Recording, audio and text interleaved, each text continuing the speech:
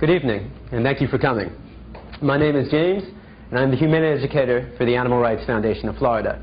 Now, I'm typically giving this presentation to a high school classroom, so my audience is a little different. And same level. Same level. We'll find out. We'll find out. So I pretty much know my audience. I can pretty much guarantee that 99% of the kids in the class are eating meat, dairy, and eggs. And there might be one or two kids who are vegetarian, but it's a very rare occasion where you'll get a kid who is vegan. When I speak to adults, it's a little different. I don't quite know my audience as well. So I want to get to know you. So here's what I want everybody to do. I want everybody to please stand up.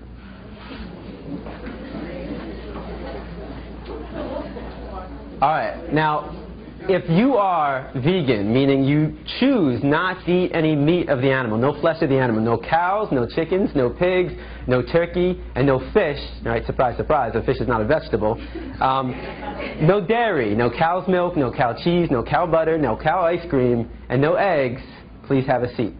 So if you are vegan, please have a seat. Okay. Now, for the rest of you, you'll have to remain standing for the rest of the presentation. All right, now everybody have a seat. There's another benefit of talking to high school kids, and that's they're not afraid to participate in the presentation. They'll say whatever is on their mind, whether I like it or not. But with adults, it's a little bit harder. It's like pulling teeth. Now, this presentation is designed to be interactive, meaning I want you to actually participate. I want you to engage. And you think about the presentation, it's like a Rorschach test. Right? I show you a picture, and you tell me what you see. Right. So the maturity level is the same as high school students.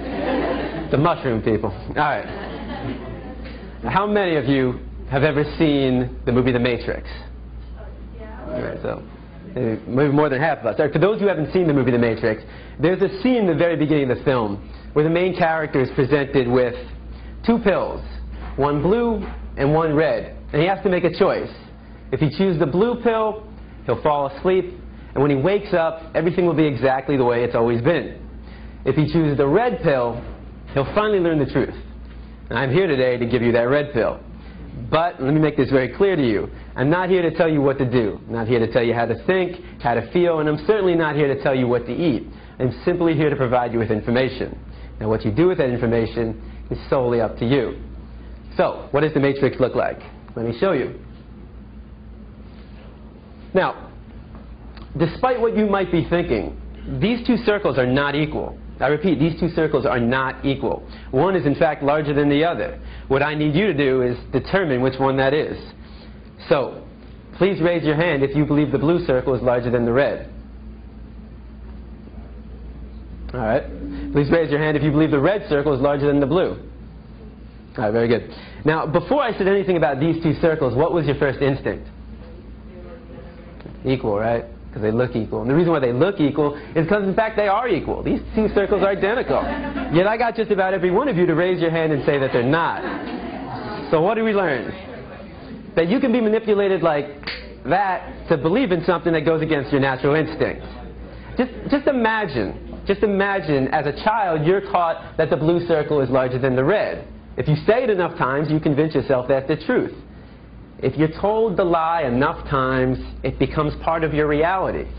And if enough people are taught that lie, that the blue circle is larger than the red, well, now it becomes part of the culture. And if that culture then passes that misinformation along to the next generation, well, now it becomes tradition.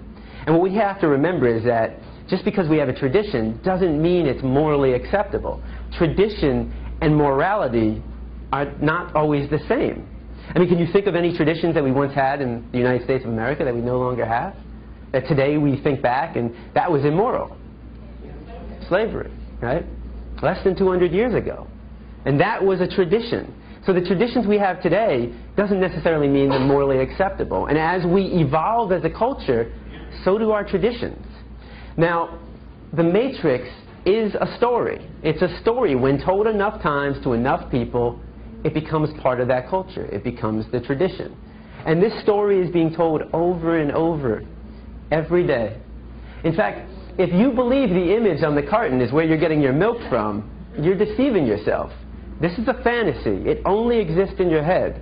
It's a blue pill fed to you by the industry to get you to buy their product. This is the matrix, the lie we tell ourselves about where our food is coming from. The reality is far more disturbing. 90 to 95% of the milk, the meat, and the eggs that we consume in the United States are coming from these conditions. Now, this is called factory farming. This is where you take thousands of hens, pigs, and cows, you can find them into warehouses. In fact, every year in the United States, 10 billion, right? 10 billion cows, pigs, and chickens are being slaughtered for food. So what that works out to be is that every second in the United States, 300 animals are killed, just like that. So 300, 600, 900, 1,200. By the time I'm done talking today, there'll be over 1 million animals that have been slaughtered. And most of us don't even blink an eye. I mean, how is it possible that in the United States of America we can slaughter 300 animals every second and not question that? Because of the story we've been told. The story justifies the action. If you say it enough times, you actually convince yourself that's the truth. How many of you were taught as a child you need to eat meat to get protein? I know I was. How many of you were taught you need to drink cow's milk to get strong bones? Not dog milk, not chimpanzee milk, not elephant milk, not rhino milk, not hippo milk, not tiger milk, not lion milk, not giraffe milk, not elephant milk. Did I say that already? I think you get the point. Not even our own mother's milk, but we need to drink cow's milk to get strong bones. The absurdity of drinking the milk from any other species and any other being besides our own mother, when it's said enough times, loses its absurdness. So all we're going to do today is find out if the matrix is telling the truth. Now, the first thing we've been taught is that our diet is natural. You know, we eat meat, dairy, and eggs, so therefore it must be natural. So let's find out. Now, you have two images on the wall. All right, again, remember the Rorschach test. You have two images on the wall. I want you to tell me all the thoughts that come to mind when you see the image on the left. And don't be afraid to scream out. Nobody's going to get sent to the principal. What do you see? Fresh, yum, sweet, right? If I came into the room with a basket of strawberries that looked just like that, organic, and I put him on the chair right here, now what would be your thoughts? Okay, same thoughts. What would you think if one of us got up and started chewing on the strawberries? Maybe we'd want to join in. If I come into the room with a basket of strawberries, how many of your mouth starts to salivate? Your mouth starts to water? If I take a strawberry and I put it under your nose, what do you smell? If I take a knife and I slice that strawberry in half and put that under your nose, now what do you smell? Notice how all the sensations remain the same. You see a strawberry and it looks like a strawberry. You smell a strawberry and it smells like a strawberry. And you take a bite out of a strawberry and surprise, surprise, it tastes like a strawberry. Exactly, it's a strawberry. But what thoughts come to mind when you see the image on the right? Cute. It's kind of a rigged audience. You're in a vegan restaurant. But you know, when I go to a classroom, you know, half the response, you'll get half the kids who say, "Oh, cute. Animal, pig, Wilbur, babe." So half the class will see an animal, and the other half of the class will see bacon, sausage, ham, pig's feet, pork, and hot dog. They'll see a food. It's one or the other. You're either seeing an animal or you're seeing food. Now, what would happen if I took one of the pigs living, brought him into the room right here, and put him right in front of you? Does that change it? Now what do we see? And I mean, what would we think if one of us got up and started chewing on the pig? Not very normal. If I come into the room with a pig under my arm, how many of your mouth starts to salivate? Right? If I take a pig and I put it under your nose, what do you smell? You smell a pig. Just like if I took a dog and put it under your nose, you smell a dog. A cat, you smell a cat. If I took a knife and I sliced that pig in half and put that under your nose, now what do you smell? You smell the stench of death. You smell a rotting corpse, bacteria, decomposing flesh. You see, there's a process involved, and I'm here today to show you that process of how you convert this animal into this product. Why should it be kept a secret? Why should we not know what we're participating in and what we're putting in our body? Now, let's make the situation slightly more realistic. If I were to put a pig on this side of the room living and a butcher's knife on the side of that room, I mean, how many people would be willing to pick up the knife and take the life of that animal? It's very rare, right? And if somebody did that, that's all right, but how many people in this room would try to stop that person from doing that? Right? Would we try that? Of course. That's compassion. I mean, that is the greatest quality of the human race. There's no other species on this planet that has that level of compassion to extend to all living beings. But if you would stop somebody from killing a pig in front of you, and then go home and have this for breakfast, well, that's called hypocrisy. Just because it comes in a nice, neat package all dressed up in your supermarket, just because you didn't take the knife and shove it through their jugular, just because you didn't get blood on your clothes, and just because you didn't hear their screams doesn't mean you didn't participate in the killing. Every time we buy this product, we are supporting somebody else doing what we ourselves wouldn't want to do, what we ourselves wouldn't want to see, and what we ourselves wouldn't want to hear. Now, if you still see bacon, sausage, and ham when I bring a pig into the room, what happens when I change it to... What's that? I'm supposed to like not. There we go. All right. All right. It's a common response. Now, I've never heard anybody say yum. Nobody ever sees dogs eat hot dog. So why not? Why don't we see a food? Well, we've been accustomed to view this animal as our pet. I mean, how many of you have a dog or a cat, right? How many of you have a pig? Not so much. All right, so, but there are other cultures. There are other cultures. Again, the cultural story for us is, this is your pet. In another culture, certain parts of the world, they eat cats and dogs. That's their culture. That's their story they've been told. And how do we feel about that? A lot of people think it's disgusting, right? I imagine every one of you probably thinks it's disgusting to eat a dog. Why would it be disgusting to eat this animal and not disgusting to eat this animal? Why would it be wrong to eat this animal and right to eat this animal? And most importantly, why would it be wrong to kill this animal and right to kill this animal? Culture. It's culture. It's the story. It's the matrix that we've been told. One culture sees this as a pet, this is a food. Another culture might see this as a pet and this as a food. Another culture might see them both as food. Certain parts of India, the cow is sacred. They would never think about eating a cow in certain parts of India. Is that wrong? Is that unnatural? That's just the story they've been told. But culture is just a story. That's all it is. It's just make-believe. What I'm concerned with is what is natural to the human species. Because every culture has a different story. But you take somebody from Asia, Africa, South America, North America, Europe, and we're all the same species. We're all human beings.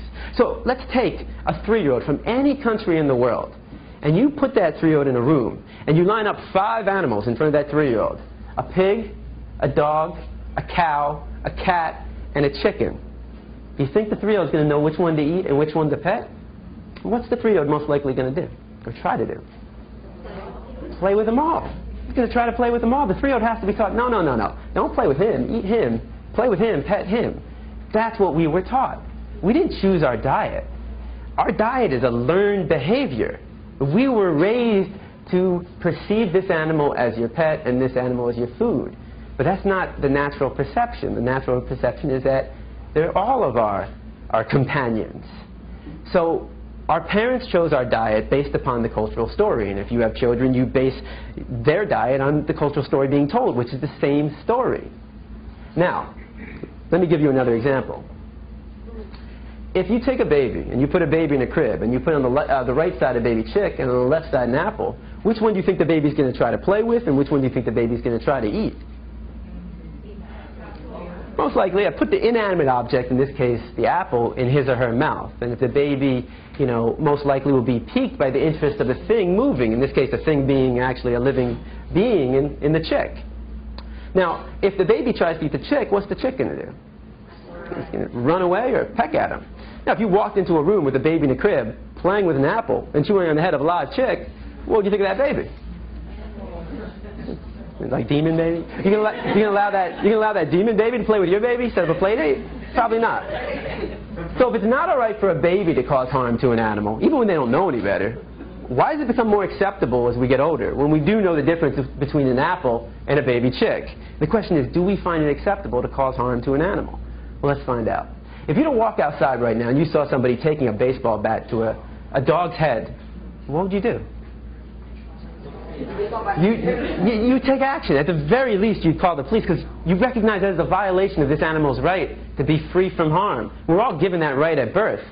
Every animal on this planet, whether it's a mammal, whether it's an amphibian, whether it's a bird, a reptile, a fish, an insect, we're all earthlings. Human beings as well. We are all earthlings. And what do all earthlings have in common? 2 things. We all want to live. We all desire to live. That is what is creates the equality in all of us. We all want to live. And the second thing is we all avoid pain. Those two things make us equal. From the largest land animal on earth, the elephant, to the smallest, the insect, the ant, and everything in between, from the dog, the pig, to the human being, we all desire to live, and we all avoid pain. Now, if you were to walk outside right now and you saw somebody taking a baseball bat to a pig's head, would your emotional response not be the exact same thing? Of course. Because the question for you is, what's the difference? What's the difference between the two? Right? Is there a difference? You might think one is cuter than the other, but that says more about you than anything about these two animals. You know, a lot of kids will say, well, the nose looks different. I say, but they both got a nose to smell. Some kids will say, well, he's got hooves and he's got paws. I say they both got feet to walk and run. Some kids say, well, his ears are going up and his ears are flappy. They both got two ears to hear. They both got two eyes to see. They both got a heart to beat and a mind to think. And the reason why we would take action for both of them is because we recognize the equality between them and not the difference. Any difference is insignificant. The similarities, though, are striking. We know they're equal, yet every time we sit down for a meal, we create that separation. We create that inequality. It's just like we knew the two circles were equal, red and blue, but all it takes is somebody to tell you a story. Now, what we most importantly recognize is that all animals have feelings. But how do we know? I mean, how do we really know? How do we even know that humans have feelings? Well, I mean, of these feelings, what's most important to you? Happiness, right? How do you know if somebody's happy? If I said to you right now, this is the happiest moment in my life, would you believe me? Hopefully not, no offense. So, how are you going to tell if somebody's happy? They're smiling, they're laughing. I could take somebody in this room who doesn't speak your language, but you can tell how they're feeling by their expressions, the sounds. It doesn't have to do with the language, though. What about other animals? Well, they wag their tail, they bark, they jump up and down, they play with each other, they lick. So all these are signs of how they feel. What about pain, though? If I said to you right now, my right hand is killing me, would you believe me? I haven't given you any signs. It might, though. It might be killing me. There's only one person in this room who knows that it's actually killing me. That's me, of course. So let's say I was to trip over my feet here, though, and nail my head against the side of this table, start bleeding profusely out of my head, and I'm screaming on the ground, would you believe I'm in pain? Of course, I'm showing the signs. Here's a test. You take your hand, you put it over a flame, what happens? Burns, right? What's your reaction? Pull back and scream. You take a dog's paw, put it over a flame. What's his reaction? Same thing. Pull back and scream. You take a pig's leg, put it over a flame. Same reaction. You take a dog, a pig, a cow, a chicken, a goat, a duck, a horse, a rat, a mouse, any animal that's living, put a body part of the flame, they all have the same reaction. You take a fish out of water, and what's their reaction? Start flopping around. Why? They can't breathe. You want to know what it feels like to be a fish out of water? Have your loved one put your head underwater and not let go. And it really wouldn't be your loved one, though, if they're doing that. That's what it feels like. Of course fish have feelings. They're not vegetables. If you take a vegetable, you take a plant, you take a strawberry, and you put it over a flame, and what happens? It melts. It doesn't have feet to run away. It doesn't have a mouth to scream, a nose to smell, eyes to see, ears to hear, a heart to beat, and a mind to think. And a lot of kids will like to give this one. Before you say, well, plants have feelings, they don't have a nervous system. They don't have a nervous system. Without a nervous system, they can't feel pain and happiness the way that animals and humans can. So the question is, when did we learn this? When did we learn that animals have feelings? Hopefully this isn't the first day that you learned this, right? When you were younger, right? And how did you learn it? Maybe you had a cat or dog. All you have to do is go outside and just experience any of the animals outside. And if they run from you, it means they're scared. If they come up to you, you probably have food or something and they want it. So we understand this through the experiences we have. In fact, think about the books that were read to you as a child, the songs you listened to, and how about the movies? Now think about the movies we show to our kids. What do all these movies have in common? What are they about? What kind of animals? Farmed animals. Even fish are being farmed. You have pigs, chickens, cows, and fish. These are all the animals we eat. What's the common theme in these movies? They're running. Yeah, they're being saved. No animal wants to die. No animal wants to be dinner on your plate. And we root for these animals. You take even the biggest pork eater in the world, he's rooting for Wilbur. Nobody wants to see Wilbur made into bacon at the end of that film.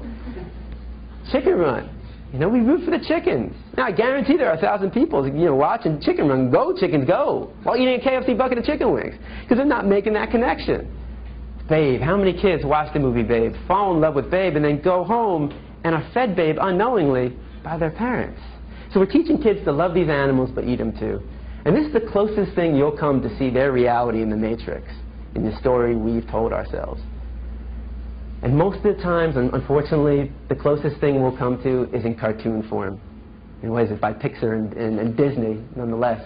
But today we step outside the Matrix, and generally speaking, when I go into a high school classroom, I show Meet Your Meat. If you haven't seen this video, if you still are eating meat, dairy, eggs, fish, take a look at meat.org, MEAT.org, and you can see the conditions that these animals live in.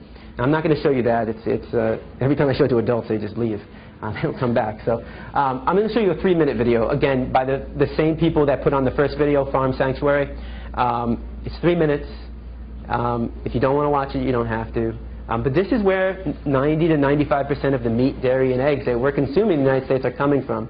And I mean, really, if you have a problem watching it, but you don't have a problem eating it, you know, why the disconnect there? But this isn't just about animal rights.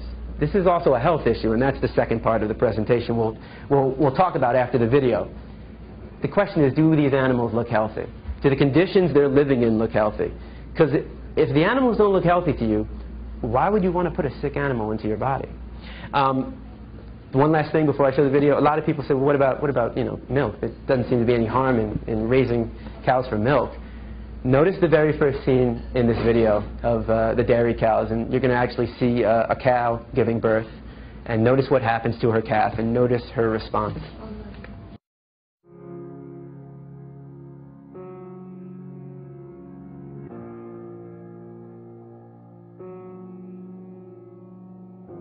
If I could talk to animals that are being confined and abused now in factory farms, I would say I'm sorry for what we're doing to you. I wish it wasn't this way, and I'm doing everything I know to stop it, and hopefully we will be able to stop it. There's not really a whole lot of good you can say. I mean, you just gotta hope that it can stop, and hope that people will recognize the harm we're causing and will choose a different way. Meat, milk, and eggs come from real animals. They don't just come from the grocery store. And these animals desire to live, and they want to be free of pain and suffering and fear. And on today's farms, these animals only know fear and pain at human hands. They never know human kindness. They never know mercy. And when people buy these products, they are unwittingly supporting that type of cruelty and that type of callousness. The workers, they have to lose part of their heart. They have to shut their eyes to certain aspects of what they're doing. Can you imagine what it would be like to cut the throats of animals for 8 hours a day? It's a bloody, violent job, and nobody should have to do it. I don't know what it means that, we can participate in such cruelty without paying attention to it, without caring about it, without wanting to do different. Citizens want to assume that animals will be treated humanely, that there are laws on the books to prevent cruelty, and people are usually surprised to learn there aren't.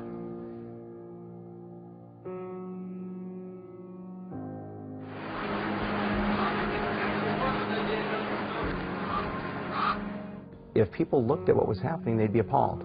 Most people would not support the type of abuse that has become common on factory farms.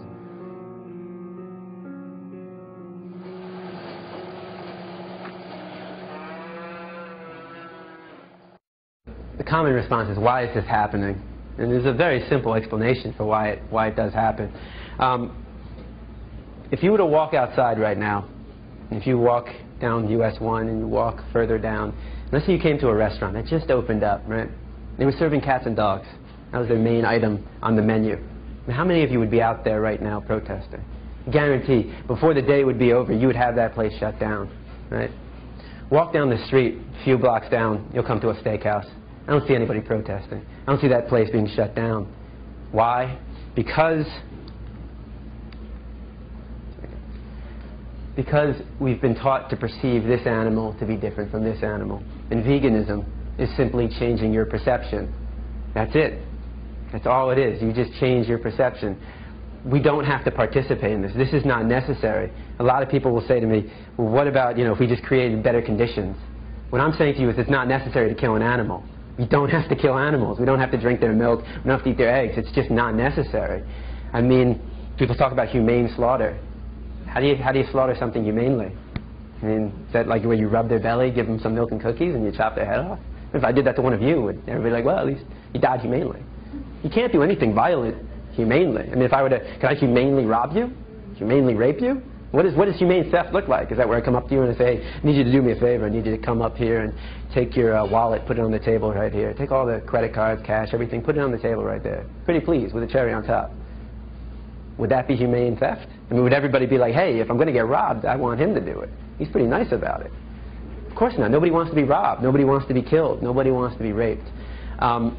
It's not necessary. Think about it this way. How many of you do not own a fur coat? Raise your hand if you don't own a fur coat. Yeah, that's what I thought. Why? Why don't you own a fur coat? Because it's cruel and unnecessary. Because it's cruel and unnecessary. What about if I said to you, you know what? We're going to take some minks, all right? We're going to raise them for, fur coat. We're going to raise them, but we're going to give them a lot of room. We're going to cage free, free range, organic food. They're going to live like kings and queens until we kill them, of course. After a few weeks, a few months, they won't live to their natural age. But we're going to create humane fur. Would that be acceptable? Would you go out and buy a fur coat? No, because it's not necessary. A fur coat is not necessary, especially here in Florida, but it's not necessary anywhere. You don't need a fur coat to survive. You don't need to eat animals to survive. It's not necessary. It's just sugarcoating something, humane slaughter. So let's take a look at what we are participating in. This is a battery cage, right? It's literally the size of a milk crate, just like this. You take 4 to 6 hens, you put them in a crate this size, and you burn their beaks off. Why? Because in these conditions, they become aggressive. It'd be like if I took everybody in the first and second row, put you in that corner, and sealed it off. Kept you there for, 48 hours straight.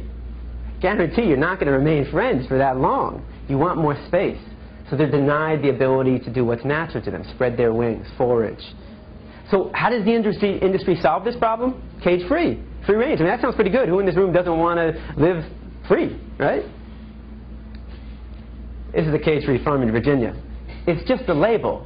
It's just a label. It makes us feel better about what we're participating in, but it means absolutely nothing to the animal. Cage-free simply means you can take 500 hens and put them in this room. According to the industry, that is cage-free. The question is, what is your definition of freedom? Does this apply? Now, even on the old McDonald's farm that we all have stuck in our head, even if you find that magical farm, and good luck finding it, doesn't matter. Because all male chicks born in the egg industry are thrown out. Literally. Why? Seems kind of wasteful. Why throw out the male chicks? They don't fit into the equation. They don't serve any purpose to the industry. So we cage them, we debeak them, we still cage them, call it freedom though. We can still debeak them in these conditions, and we throw out all the male chicks, whether it's cage-free, free-range, or organic. Whoops, that was the wrong way. All so that we can have this. Well, might as well get to know what it is. What is an egg? A lot of people think it's a baby chick. It's not a baby chick. A lot of people think it's a fetus. It's not a fetus. It's not an embryo. Which is good. I mean, I don't know why anybody would want to eat a fetus or an embryo in the first place. So what is it? Well, it's an unfertilized egg. That doesn't sound that bad at all. All right. Well, once a month, every woman in this room, or maybe not every woman in this room, sheds, or at some point, sheds an unfertilized egg. What is that called? Period. Congratulations. You're eating a hen period. It's the menstruation cycle discharge of a hen. Now, I'm not going to eat a woman's period, just like, why should I have a hen period? There's no need to eat any period from any living being. It's disgusting, and, we should call it what it is. I mean, if we were just, when we were young, when we were kids, and, our parents said, hey, you want some scrambled hen periods for breakfast? I'd pass. It's like honey. What is honey? Yeah, it's vomit. It's regurgitated throw up. They throw up for their own cells. They take the nectar, they digest it, and they throw up. And it's for their own cells. They're not producing it for us. We call it honey because who in their right mind would want to buy a product called bee vomit? I mean, you know, you put vomit next to any product in the supermarket, and I guarantee it's not going to sell. Doesn't take a business expert to realize that. All right. What about milk? Well, even your happy cows in California are hooked up to machines. This is the way it is. All right. Now, when does a cow start producing milk? During pregnancy. She starts lactating during pregnancy, right? That's fine. I mean, I've been to a lot of schools, and I'll get even high school teachers who will say, "Huh, I didn't know that. I just thought there was this magical cow that just produced milk." Okay, all mammals produce milk when they're pregnant. And how does she become pregnant? Well, you know, we like to think they get to have sex, right? At the very least, they get the pleasure of sex. But there's no sex on the farm. The farmer's not going to wait for a cow and a bull to get it on. He's not going to set the mood, light some candles, put on Barry White. It's a business. He's running a business, you know, and the business is not in the welfare of the animal. It's in producing a profit. So how do you get a cow pregnant without a bull? Artificially inseminate them. If you were to artificially inseminate a woman without her consent, what would that be called? Rape.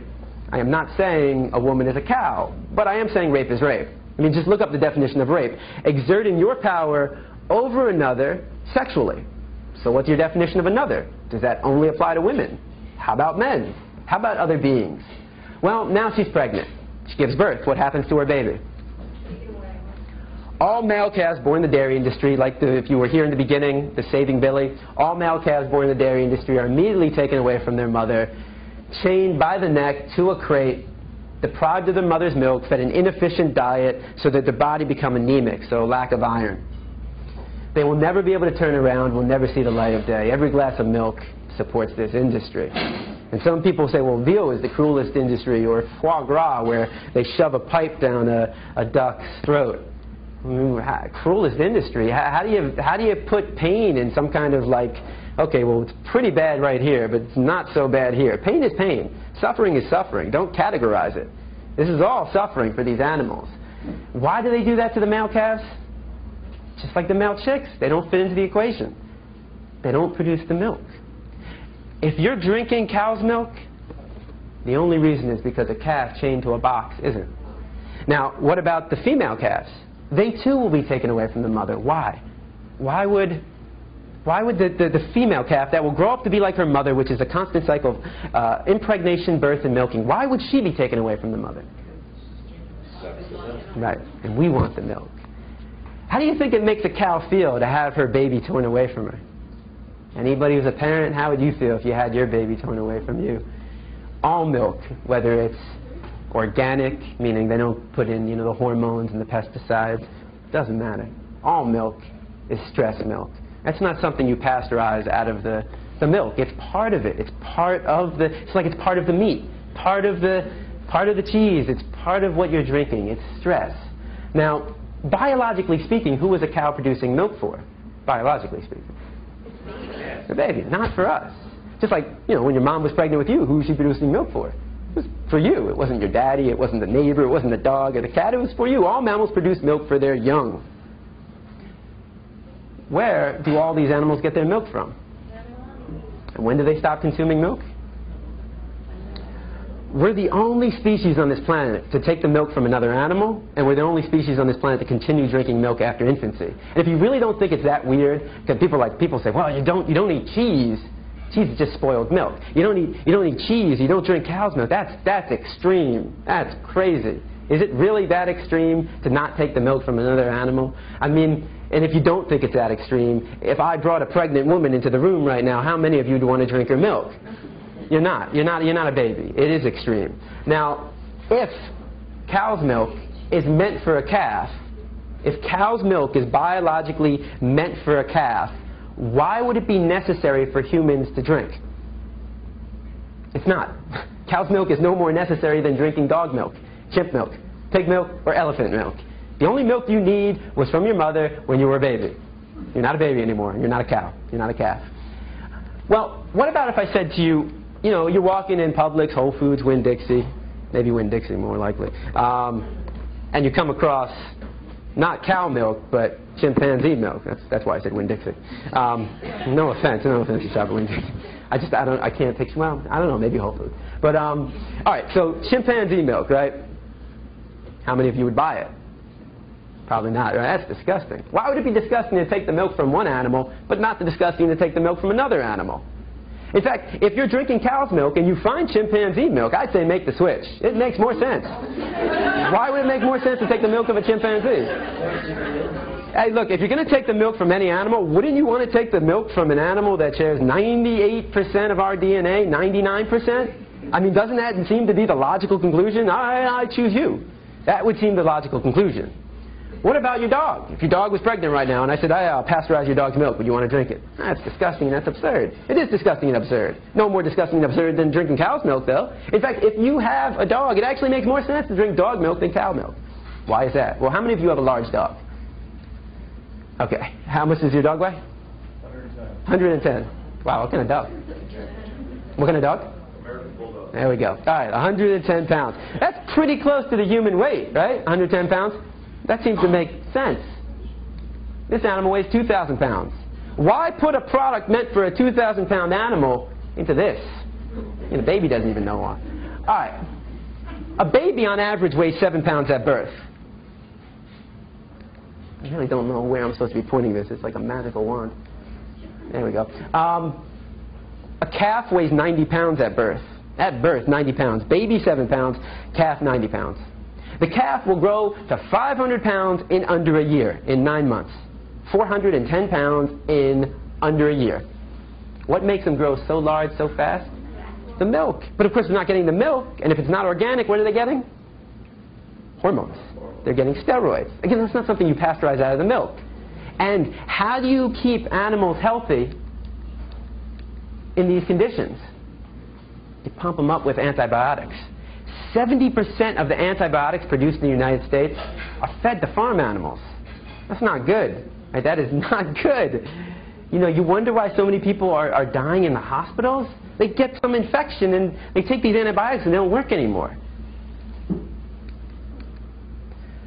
So how do we actually justify putting a product meant for a 2,000-pound animal? They grow to 2,000 pounds in 2 years into this. Well, the story. Once again, the story justifies the action. Say it enough times, you convince yourself it's the truth.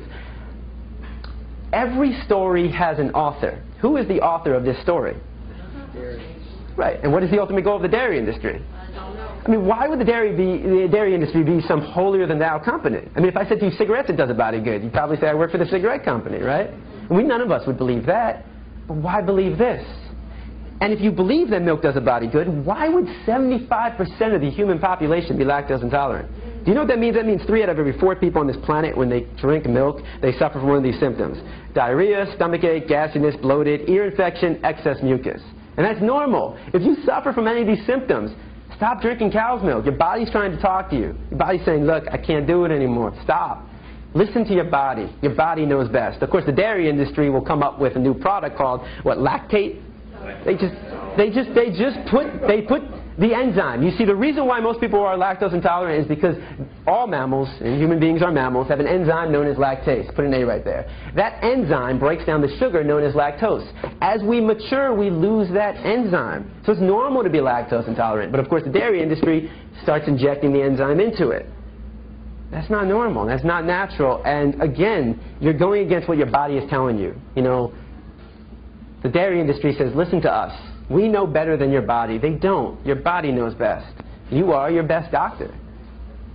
But it must be good for kids, though, right? I mean, because every school I've been into, elementary, middle, and high school, is all one product being served. What product is that? Milk. But what's the number one cause of food allergies among infants and children? Anybody want to take a wild guess? No shit. All right, so if most people on this planet can't consume milk, and most children and infants, if they have an allergy, it's from milk, cow's milk, and not peanuts, but cow's milk. Why again are we drinking this? What have we been told? Drink milk, get strong bones. Does a body good. What does a body good? Calcium does a body good. The question is this the best source of calcium? Let's find out. Countries that consume the most milk. What countries drink the most milk? I go into classrooms and you get kids being like, Florida.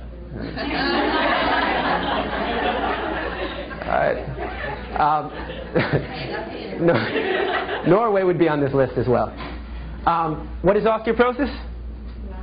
It's a loss of bone density. It's literally weak bones. Remember what you've been taught. Drink cow's milk, get strong bones. What countries have the highest rate of osteoporosis? All right, well, either it's just a random coincidence or there's more to it. The more to it is this. Any product that comes from an animal has animal protein. That makes sense. Animal products, animal protein. Well, that animal protein, you know, protein is the amino acids, the building blocks of protein. Those amino acids, which are good, unfortunately, though, they're high in sulfur. So you want amino acids, but the problem with animal protein is that those amino acids are high in sulfur. When you put that in your body becomes acidic. You're making your body acidic, and your body's not meant to be acidic. It's meant to be alkaline, right? The pH balance is going lower than what it should be. So how does your body compensate? Well, they have to neutralize the acidity. So what do? They start releasing calcium from the bones. So the more cow's milk you drink, according to these statistics, the weaker your bones can actually become. The more animal protein you eat, the weaker your bones can actually become. In fact, if you look at countries in Africa and Asia, they don't suffer from very high rates of osteoporosis. They also don't drink very much cow's milk, if none at all, and they also don't eat as much animal protein. Now, kids will say, yeah, but wait a second, what do I put on my cereal? Problem solved.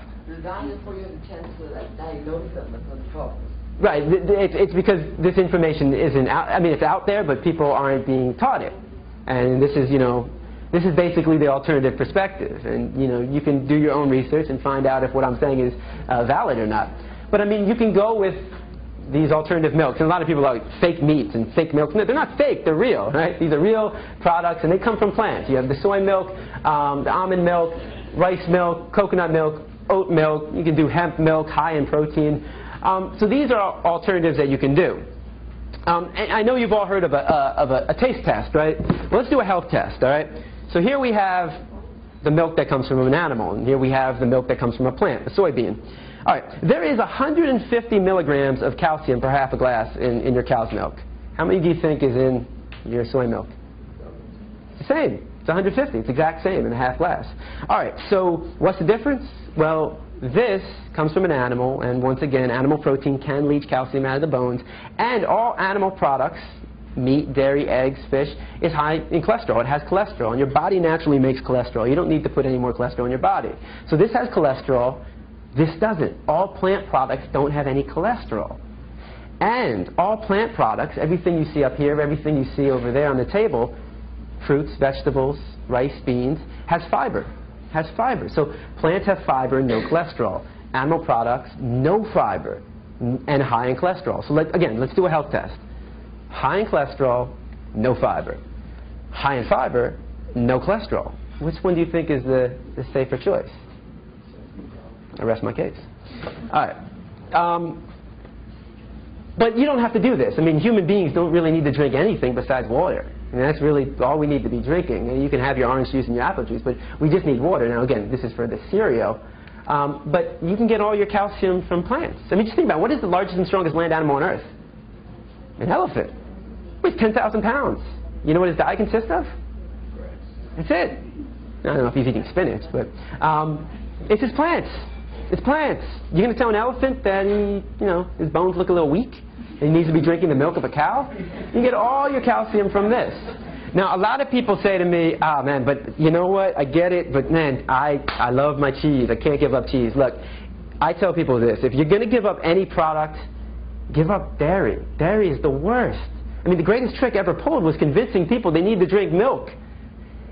Dairy is the worst. In terms of the cruelty inflicted upon the animals, they suffer for a longer period of time, and it's just completely unnatural and unhealthy. It is unhealthy. And there's a reason why people love their cheese and their milk. It's meant to be addictive. I mean, just think about it. You know, it might be hard. I can't remember, but you know, when we were younger, most likely we were nursing from our mother, right? From her milk. It has to be addictive. The child has to want to have more. Why? Because this is the greatest growth spurt in their life. This is the greatest growth spurt that you ever had when you were a baby drinking your mother's milk. Same for all their animals. And as we get older, our parents, including the animal parents, wean their children off of it. So you're supposed to You're supposed to desire it. You're supposed to want it, and then you get weaned off of it. They're selling a product. It's addictive. It's addictive. It has a chemical called casomorphine. When you digest it, that chemical is released. Casomorphine. Morphine. It makes you giddy. It makes you want more. It makes your brain think, eat more, eat more. And your body is saying, I can't digest it properly. So you are addicted. And the first step to recovery is to acknowledge it. 68% of all diseases in the United States are diet-related. This is a government statistic. And what that means is that, especially when I talk to a high school class where my audience is, 99% eating meat, dairy, and eggs, if you don't change your food choices, you might become part of the statistic. I mean, it's what, 3 out of every 5 people. This is a government statistic. In fact, what are the leading causes of death in the United States? What are the top 3? Cancer, heart disease, strokes. Diabetes is number 6. All right? Every 40 seconds, somebody suffers a stroke in the United States. All right? That's the American Stroke Association. The American Heart Association says that every 24 seconds, somebody suffers a heart attack in the United States. And the Institute for Cancer Research says that every day, 3,400 people in the United States are diagnosed with cancer. It's 3,400 people every day, new people. How many people in this room know somebody or knew somebody who has or had cancer? Raise your hand. Take a look around you. Isn't it we find this a little disturbing? I mean, we might be living longer, but we're living longer with diseases that haven't been around. That they're more rampant than they ever have been. In fact, I've been reading that they say that the children today, the young generation today, will die at a younger age than their parents. Meaning that, if your parents live into 75, they might die at 70. And we're just going down. How is that possible? In fact, is the 68% coming from the image on the right or the left? I mean, you ever heard of somebody suffering a heart attack because they ate too many fruits and vegetables? It's unheard of. A key to a healthy diet is a variety of foods and a variety of colors. How much variety do you really see? In fact, why is this causing most of the death and disease? Because despite what we've been told, despite what we've been taught, we look nothing like omnivores, biologically speaking. We don't look anything like carnivores. We look identical, biologically speaking, to our brother from another mother. We look like gorillas. We look like the great apes. We look like the horses, the cows, the giraffes, the elephants, the zebras. How so? Our teeth. Not my teeth, but canines. I love when people say, what about our canines? Really? You really think they're very sharp? I mean, if we had like sharp canines like our cats and dogs, I mean, if you really think you have canine teeth that are sharp, take a look at your cat or dog. I mean, would we be using knives and forks if we had these, right? We have more teeth. Why? We chew our food. Tonight when you're feeding your cat or dog, notice what they do. Limited chewing, mostly swallowing. Our jaw goes like this. We grind our food. Their jaw opens up wide. In fact, if you want to know what humane slaughter looks like, here it is. Look at the animal kingdom. The fastest land animal is the cheetah. It goes 70 miles per hour. Now, a tiger can go about, I think it's about 35, 40 miles per hour. It's pretty quick. Then you have the deer, the antelope, the gazelle. Not as fast, right? So you have carnivores, tiger, cheetah, jaguar, and then you have the deer, antelope, and the gazelle. So herbivores, carnivores. Now, the carnivores are quicker. But what's the difference here? We got, on the right side, all right, I guess it would be your left side, the carnivores are all the track and field stars. Quick sprint, out of breath. They don't have very much endurance. On the left side, or again, the right side for you, this would be the herbivores, which don't have as much speed, but have more endurance. They are the cross-country runners. So what we like to assume, or maybe not we don't like to assume, but logic would say, okay, that the faster animal would always get his prey. But that's not the case. That's not the case because you have track and field versus cross-country. So that means that the tiger is only successful on the hunt 20% of the time. That means 8 out of every 10 deer will escape the slaughter. So what kind of deer will the tiger be able to capture? The sick, the weak, the injured, the lost, the old, the young. This animal weeds out the weak. We're not doing anything like that. In fact, if we were meant to be on top of the food chain, don't you think we would have some claws to rip through flesh? I mean, if I brought a pig into the room and asked you to kill the pig with your claws, the pig would probably enjoy it more than anything else. And this is perhaps most important. Your intestines, and Simba will be my representative. Small intestines, large intestines, also known as the colon, small and large. Now, your intestines combined, large and small, make up 10 times your body size, your body being your mouth to your anus, which is about 3 feet. And then multiply that by 10, and you have 30 feet of intestines in your stomach. And it's, you know, from this wall through that door. 30 feet of intestines in your stomach. Carnivores, omnivores, it's about 3 to 6 times their body length. So let's say that Simba, it would be about, you know, anywhere from 15 to 20 feet. 30 feet, 15 feet. Whose food gets traveled out quicker? Simba's, which is good, because you can call it bacon as much as you want, but once it's in your body, it's no longer bacon. It's decomposing flesh. It's bacteria. And it builds up, and they have, by the way, 10 times the amount of hydrochloric acid to break it down. So we don't even have the pH balance of the enzymes to break it down properly. So what happens? It leads to clogged arteries, which leads to heart disease, heart attacks, strokes, diabetes, high blood pressure, high cholesterol, and obesity. You ever heard of a tiger suffering from high blood pressure, high cholesterol, strokes, obesity? You know why these animals don't suffer from these diseases? Because they eat what's natural to their anatomy. When it comes to diet, we are the dumbest species on this planet. What do these two things have in common? Mercury. In fact, there's a warning label. There's a warning label on fish. I don't know if you've ever seen it. You know what it says? Certain people should consume it, men or women. Pregnant women. All right. Hopefully it's not pregnant men. All right. Pregnant nursing women, women who may become pregnant, young children should not eat the following fish, including tuna, because nearly all fish and seafood contain some amount of mercury, chemicals known to cause cancer, birth defects, and reproductive harm. What else does the government tell women not to consume when they're pregnant? Alcohol, cigarettes, and drugs. So basically, government's saying, hey, look, if you're thinking about becoming pregnant, lay off the drugs for a little bit and stop eating fish. If it can do that much harm to a woman, why would anybody want to consume it? And I mean, do I really need to, you know, say, at this point, do any one of us want to touch any food that comes from the sea? All you got to do is turn on the news, open up a newspaper, and what do you see? Oil spill.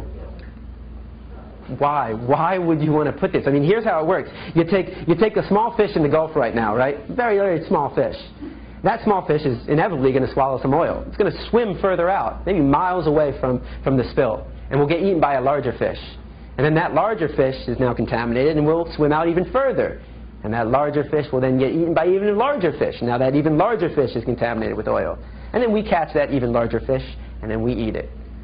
Cooking the animal is not going to get rid of the oil. It becomes part of the meat.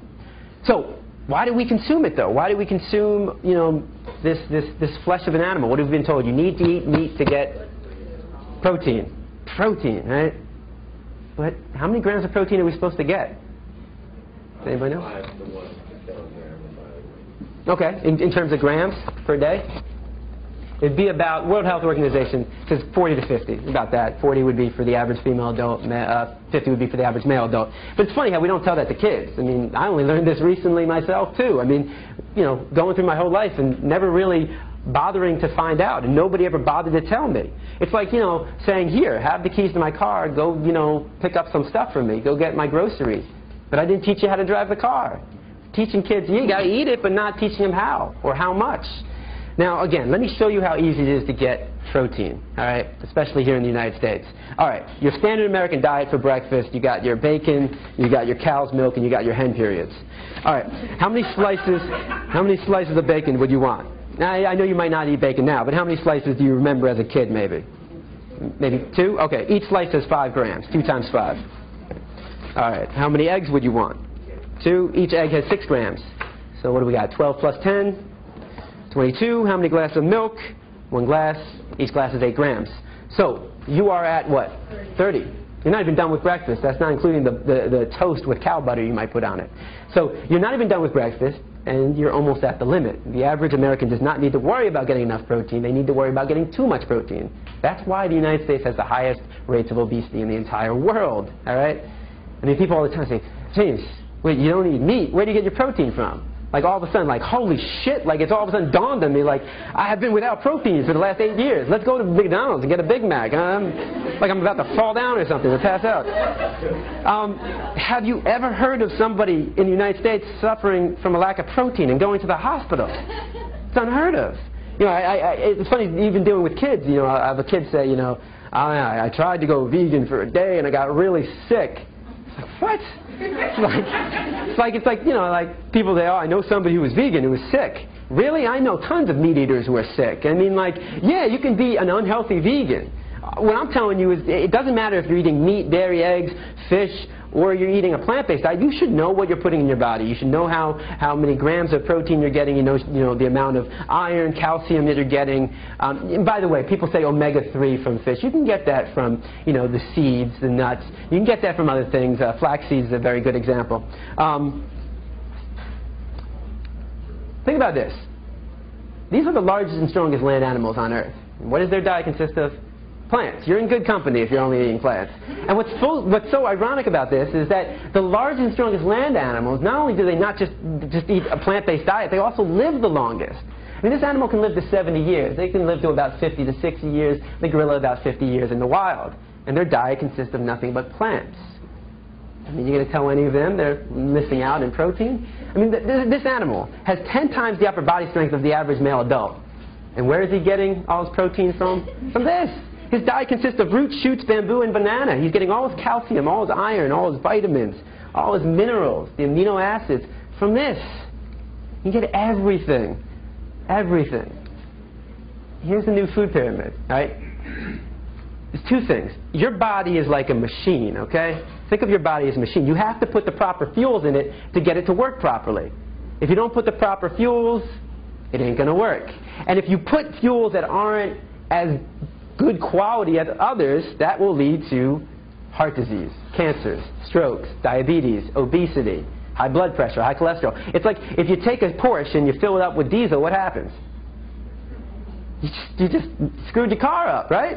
And I guarantee, what are people going to say to you when you say, hey man, I put diesel in my car today? You know what they're going to say to you? I guarantee they're going to say, what the fuck is wrong with you? No offense. When somebody puts a hamburger in their mouth, nobody's saying, what the fuck is wrong? Stop. Stop. All right? You get everything. All right? I know I said think of your body as a machine. Now think of your body as a house. I love analogies. Think of your body as a house, right? To build a house, you got to start with a foundation. You can't start with the roof. Here's the foundation. This is the foundation. This is where all of it starts. The fruits and vegetables. Keto, healthy diet, variety of foods, a variety of colors. You get everything from this, right? And then you build your walls with the legumes, the beans, and you got the whole grains, the wheat, the pasta, the spaghetti, the rice, the breads, and on top, your roof. You got your nuts and seeds. You can get everything from this, everything. All your vitamins, A, B, C, vitamin D from the sun. You get all your calcium, all your iron, your omega-3, all your protein, the amino acids. Everything from this, everything. Now I know I'm a skinny white dude with glasses telling you get enough protein, but these guys aren't skinny. Only one of them's white. So as you can see, these guys, their diet consists of no meat, no dairy, no eggs, no fish. There might be some variations. Tony Gonzalez, he might be eating fish. Don't hold me to it. But I know Prince Fielder, who is your 2009 home run derby king, no meat, no dairy, no eggs, no fish. Mac Danzig, who fights in The Ultimate Fighter, he's season 1 champion, UFC fighter, no meat, no dairy, no eggs, no fish. So you can still excel at your sports. You can still gain muscle mass on a plant-based diet. Again, just remember the gorilla. So what do they eat? Instead of dairy, everything a meat eater, a dairy eater, an egg eater eats, I eat as well. It just comes in plant form. No cruelty involved, no cholesterol, high in fiber. And these are all the processed food. This is the transition food. This is where you go when you go from eating meat, and you make that switch. Instead of poultry, instead of beef, garden burger, veggie burger. Right here, what you see up here, this is one of the best items on the market. And again, not like the healthiest food in the world, but certainly better than your meat. This is called the riblets. I want you to try it. If you haven't tried this, go to Publix, Whole Foods. You can get all this food at Publix and Whole Foods. And it's really amazing. If you try it out on your family, you don't tell them it's meat. I'd love to see the response they give. It really is good stuff. And remember, all meat, dairy, and egg products go through a process. All right, it doesn't just magically form. In this case, the process involves killing, cooking, pasteurization, refrigeration, freezing, and we cannot forget the all-important seasoning. I mean, I remember going to McDonald's as a child, and I didn't just get a slab of meat. That slab of meat had herbs and spices put into it, was put on a grill, cooked, and then it came to me with a bun, lettuce, tomatoes, ketchup, mustard, and onions, and a pickle. What are all those things made out of? Plants. We put condiments, spices, and herbs on the meat to make it taste better. In fact, what would meat be without plants? Just be a dead animal. Be a carcass on your plate. It would be no different from roadkill. So the word of the day is vegan. And a vegan is somebody who chooses not to eat any meat, dairy, eggs, or fish. And again, how is this extreme? How is it extreme not to be drinking the milk of any other species? How is it extreme not to be eating hen periods? How is it extreme to not be participating in a system that unnecessarily kills animals? A lot of kids say, man, even after all this, they're still like, what do I eat as a vegan? Now, all these products are vegan. There's no meat, no dairy, no eggs. But this is all crap. This is unhealthy. This is the junk food vegan. And you know, kids get all excited. All right, I'm going vegan. I eat just nothing but... like, God only knows what to tell the parents. You know, if your diet consists of nothing but Oreos, Skittles, Airheads, Fritos, Sour Patch Kids, and Big League Chew, you're going to die. This is unhealthy.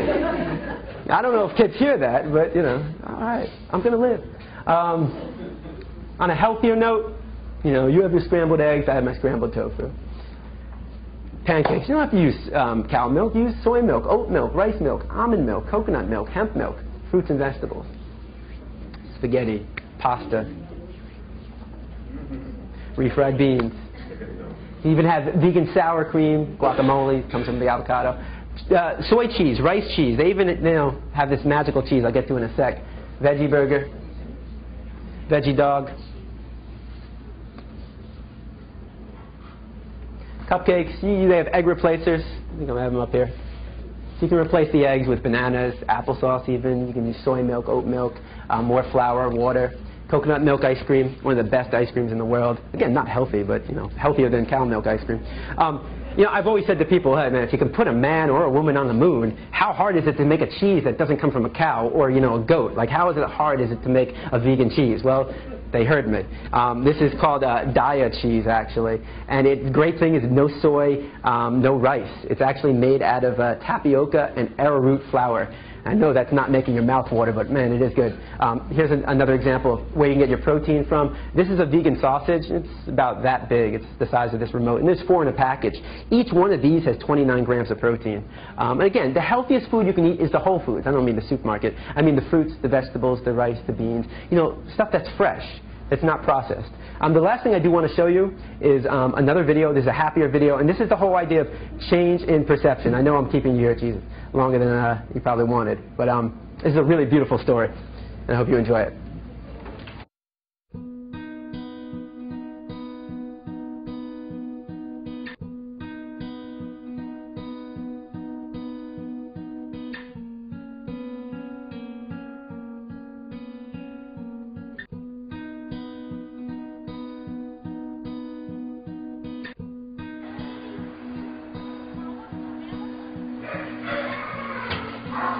Come on.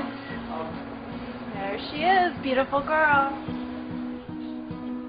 She was tagged for slaughter, and that would have been her fate, but she wanted to live, and so she literally ran for her life, and now she'll live out her life at sanctuary. It's interesting how the public responds when one individual animal, you know, makes a run for her life. They end up making headlines on national news. People's hearts go out to this one individual animal. The cruelty that happens to farm animals is largely hidden, you know, behind factory farm walls, and people aren't aware of it. When you look in her eyes, you know, everyone wants the best for her once they get to know her. And when people are able to identify with an individual and look her in the eye and see that she's a living, feeling being who has a will to live, then people care. I've been working here with animal care and control for almost 9 years. This morning was really astonishing to me. All of a sudden, it dawned on me, this sweet, innocent cow running away from being slaughtered. And I never even thought about it before, that something is actually being slaughtered, and it's my ground beef, and it's my dog on steak, and stuff like that, and we've been eating this for years. I never pictured that face on that, and it hurt. I can't do that. I can't. So now, we're going to work on not eating meat, me and my entire family. I'm realizing that this is a life that's safe today. And with my family, we'll be saving a couple more. Thank you. She looks like she's about a year old. Absolutely beautiful Hereford. And those, unfortunately, are cows that they use for meat. She's most likely at a live market. And because they have a very strong will to live, like any living creature, she had a will to live, and she did it. Hello. And where she's going now, she's going to have, like, cows of her own breed even. She's going to be so happy. When the trailer arrives, the cows in the herd will moo. Yeah, they will move in a big line. Everybody lines up. They will start mooing to her, to comfort her and to tell her that they're there. And she will moo back. Any animal, any creature has a strong will to live. She's an ambassador for all animals who are still suffering in slaughterhouses and on farms and who don't have such a lucky outcome. People love a happy ending, and it's happy.